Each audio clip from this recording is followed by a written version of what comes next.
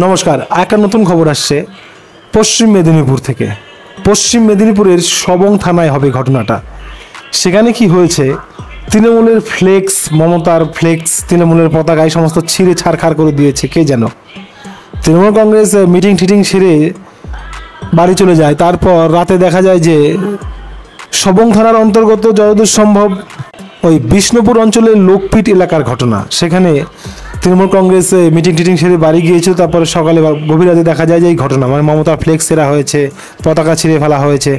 তৃণমূল কংগ্রেসের তরফ থেকে মামলা করা হয়, অভিযোগ জানানো হয়, সেখানে বিশাল পুলিশ বাহিনী আসে, এমনকি সেন্ট্রাল বাহিনী পর্যন্ত সেখানে এসেছে, তদন্ত করছে।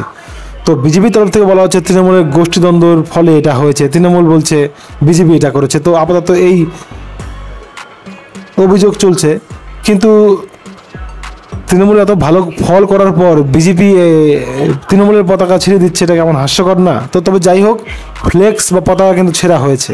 এখন কে ছিল পুলিশ তদন্ত করবে। তো যাই হোক, পশ্চিমবাংলায় কিন্তু পরিবেশ অতটা শান্ত নয় যতটা আপনারা ভাবছেন। তো খবর ভালো লাগলে সাবস্ক্রাইব, লাইক, শেয়ার করবেন। জয় হিন্দ।